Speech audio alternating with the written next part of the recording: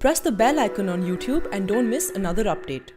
Shekhar, if I can turn to you now on the Modi effect and the media effect, but also I think if I could trouble you to reflect a little bit also on the Congress and the regional party story and how that has played out over the elections.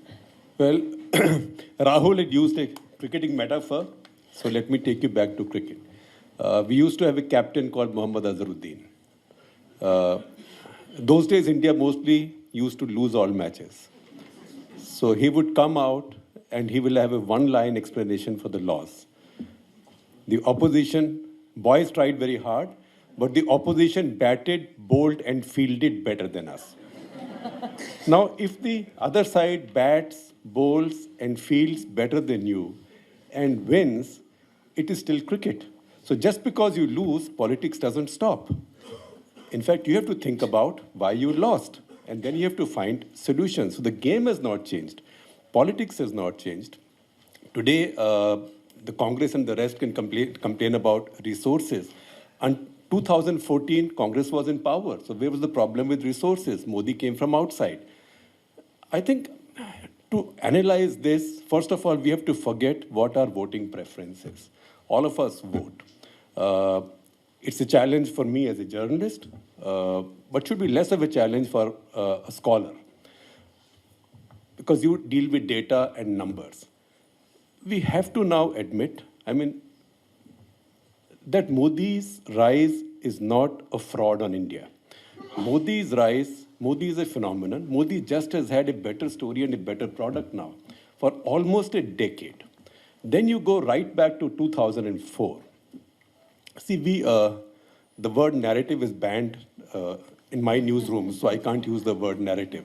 But we choose the explanation we want for anything that happens. So 2004, everybody said, because it suited everybody around the Congress, that the BJP lost because of India shining. Cut down those numbers. The BJP just got 9 seats less than the Congress.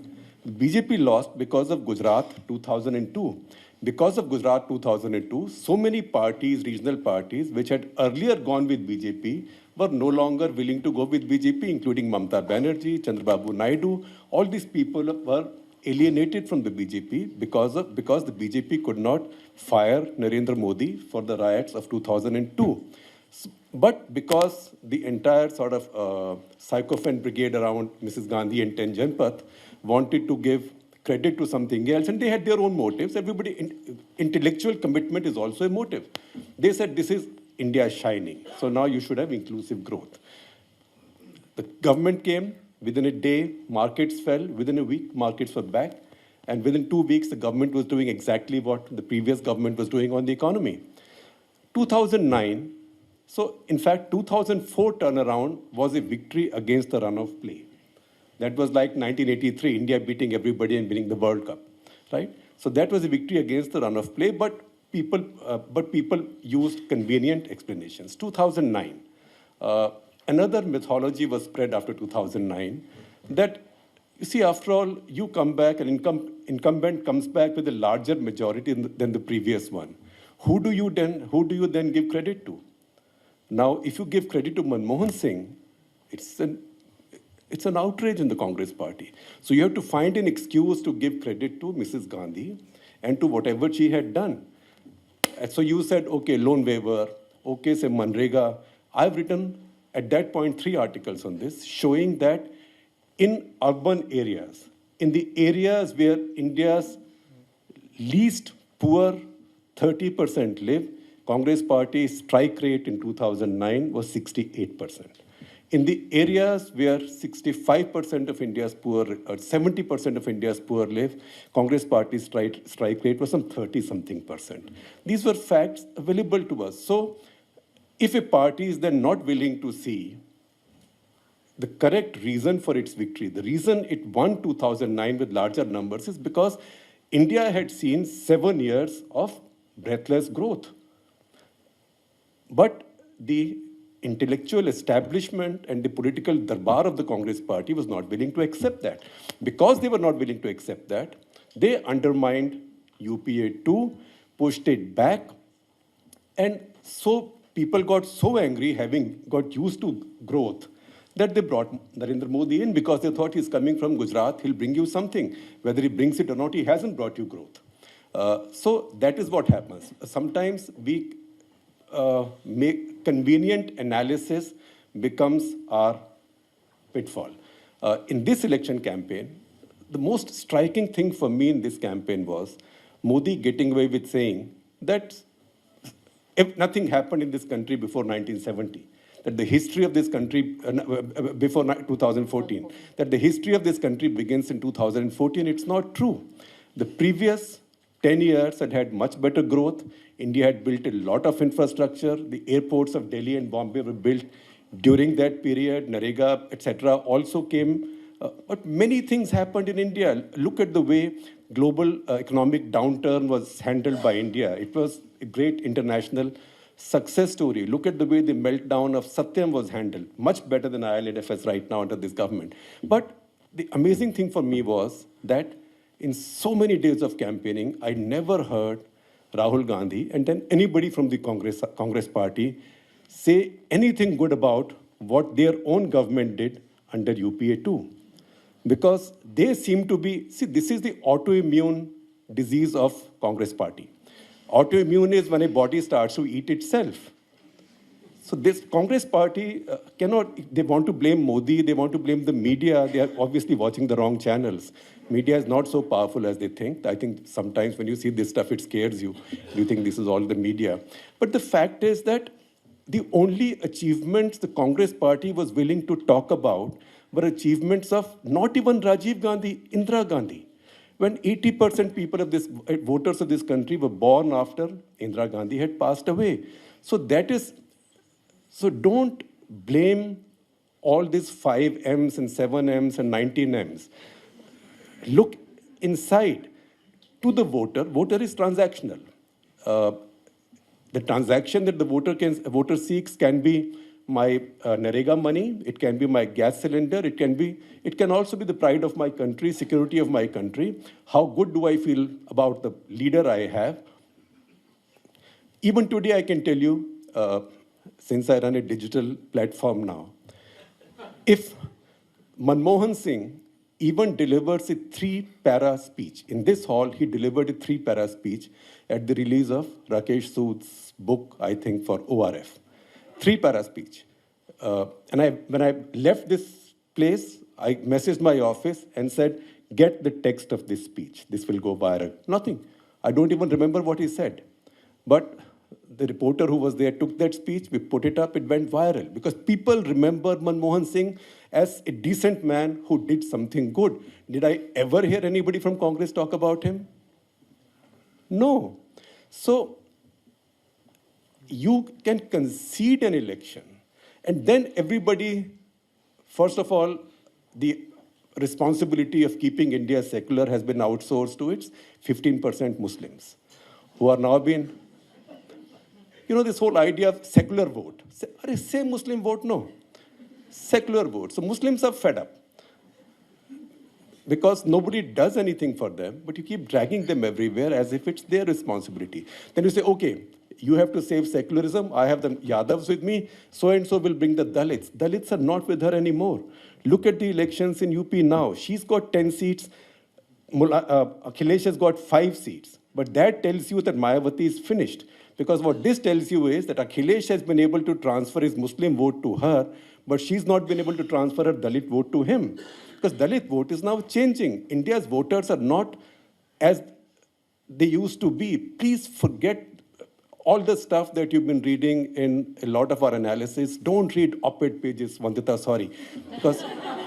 Because everybody gets it wrong. Most op-edists in India don't go anywhere. And even if it do go anywhere, they talk to drivers, dhabawalas, "Arey bhai, kya sochte ho?" Or they talk to local journalists, right? The most dangerous thing. Or they talk to the one local academic. I can tell you in most state capitals of India, there's only that one academic that everybody goes to.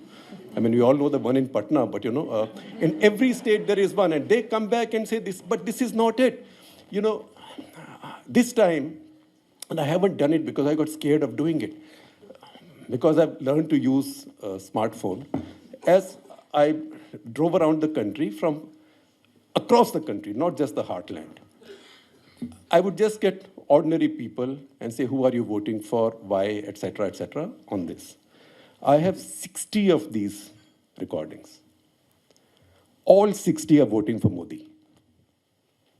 This is North Karnataka, South Karnataka, Bengal, UP, Bihar, Madhya Pradesh, Rajasthan, Haryana. See, you can blame media, money, whatever, but if in Haryana, BJP can get 68% vote, 68% vote. And Haryana's premier Jat party, INLD, Chautala's party, do you know how much vote has it got? 1.8%. 1.8%. Right? That tells you that you are looking at something else. Somebody just had a much better product. So respect the verdict, but for that, you first have to accept that there was a much better product on offer. People have been defeated despite money. Look at Chandrababu Naidu. He was not short of money in Andhra. See what happened to him. Oh, somebody has built a great organization. Nothing is to stop other people from building a great organization, but you first of all have to have workers who have the commitment. Look at the organization that YS Jagan Mohan Reddy has built in Andhra Pradesh. It's an organization that can fight BJP any day. Look at the organization even Mamata Banerjee has built in West Bengal. But for her and her organization, BJP would have got 35 seats in West Bengal. Because she stood up to it while all the resources, everything, including the courts, central forces, everything was weighted against her. So this is, you have to see this victory, Modi, yes, Modi is a great product. I'm not endorsing him. Because you know, somebody will say, Shekhar Gupta says Modi is a great product, right? And before that, Yogendra Yadav has said he's sitting on the right? So for the voter, the second thing is, Labharthi business. I can tell you that I'm consciously using that expression. The voter has been bullshitted for too long in the name of schemes. The voter in this country does not trust the Congress schemes. Forget it. Anything that happened in the past, very little got to her. Very little. This time, LPG, the house, even if government didn't build the house for you, you were building a house, they gave you 1.5 lakhs. One after the other. And I was looking for evidence to the contrary. And many of the people we traveled with, we're a group, we were hoping to see evidence for the contrary, but we were not finding it. We were finding gas cylinders. We would even peek inside the houses and find a gas cylinder. So you build a house, government gave you 1.5 lakh. You build a toilet, government gave you 15,000. Government didn't come and build the toilet for you. What did the government do? They used direct benefit transfer. They used something that in this city and in this 1 square kilometer periphery, everybody gets very angry about. They used the jam trinity, that is Jan Dhan account, Aadhaar, and Mudra loans. Initially, I thought Mudra loans were all rubbish, that this was all a fake. But when I have videos, Mr. Shobha Lal sitting 50 kilometers from Azamgarh, Dalit saying that I got 50,000 rupees Mudra loans, had made this chai shop, I repay 1,300 rupees every month. If I don't repay on time, bank manager sends somebody to me. And then came back and checked the larger data. 4.81 crore people have got Mudra loans and 2.1 lakh crores have been dispersed. Now, I have to say this very honestly, that we journalists and the commentariat chose not to see it. And even when we see it, we compulsively try to deny it. Oh, they've got gas cylinders, but they can't afford the next cylinder. But that is their problem. The fact is they've got one. Then, but the next one is full price. It's a lie. The next one is not full price. Next one, you pay the full price to get your subsidy amount back in your bank account. But once you have the connection, you are empowered. Once you have the toilet, but water is not there. Water will come. The fact is that these people had never seen the delivery of anything. And even if they got any delivery, they had not seen the delivery of anything without having to pay bribes for it, including in most cases, Narega wages. So this is a big change. It's a big governance exercise. You may like it, you may not like it, but smart people are learning from it. KCR is doing it in Telangana. Babu did it, now Jagan will do it. Smart people will do it. Non-smart people will complain about it. But I'm telling you, the way the public opinion in this country is changing, and it's wrong to say this is only Hindutva. Okay, Hindutva has helped Modi consolidate the upper caste. So he's now got the biggest caste vote bank in the country. That's the upper caste vote bank. I've never seen any caste vote bank so cohesive. Not even Yadavs in UP or Yadavs in Bihar. Upper castes are now, because they also see it as that this guy as having protected quote unquote merit, right? So he's ensured that all these other faltus don't walk into our territory. So he sold that nicely. He's taken away all the other OBCs simply because caste-based parties, OBC parties of the past, became family-run parties. And because SP and RJD became family-run Yadav parties, Yadav stayed there, the other OBCs fled because they did not feel empowered there. Similarly for Dalits, because of Mayawati, Jatavs became so powerful, the rest have fled. These are really big changes. Now, Congress was a party which had to understand this and to counter this. But one, Congress had to have intellect to do it. I'm sorry, they don't have it. Because they don't like facts. Because they got power back in 2004 in a lottery. And they thought they got it because of India Shining. And then they got the next time because of Narega. So I won't do what I... See that statement that Rahul Gandhi made, I think to Indian Express, was it? Where he said that in UPA 1, we did certain things that got us back to power. UPA 2, we did certain things. Dr. Manmohan Singh chose a certain course that lost us the power, so now we have to find a different course. The fact is, UPA 2, Manmohan Singh never ran that government. It was run by NAC and others from outside. And he was, ever since the Sharm el-Sheikh agreement was withdrawn, Manmohan Singh was finished. So it is Congress party's lack of intellect, lack of commitment, and arrogance. Every time Rahul spoke out saying, Chaukidar chor hai, a lot of people in those crowds, and you could talk to them, and I have videos also, went back saying, अरे ये आधा अंग्रेज आदमी है, पता नहीं कहाँ से आया, जो शरीफ आदमी हमारा देसी आदमी काम कर रहा है, जो अपने आप बन के आया, उसको चोर बोल रहा है. And there was a video going around, that Priyanka video in Wayanad, where she was introducing her brother and said, my brother is a wonderful man, he's black belt in God knows what, exotic martial arts, he's a qualified pilot, he's a diving instructor, goes to 45 meters of feet, I don't know, I can't swim, etc., etc. And it was going around, it was being circulated by the other side. And ordinary young people were saying, sir, मुझे भी pilot बनना है, मुझे भी diver बनना है, इसमें तो बहुत पैसा लगता है. तो सर ये करता क्या है जिससे इसको ये सब पैसा आता है? So this India hates elitism. Anybody who wants to fight Modi is now elite. He dresses nicely, he's snazzy, he's got style. People say he's earned it, right? Unlike you guys. You guys came because your daddy gave it to you, right? He's earned it. So it's a very different India. If you can't deal with it, then Yogendra is right. Get a visa and go to the country that give it to you, or go to Portugal. They'll give it to you for 2 quarters of, I think, $400,000. Thank you, Shekhar.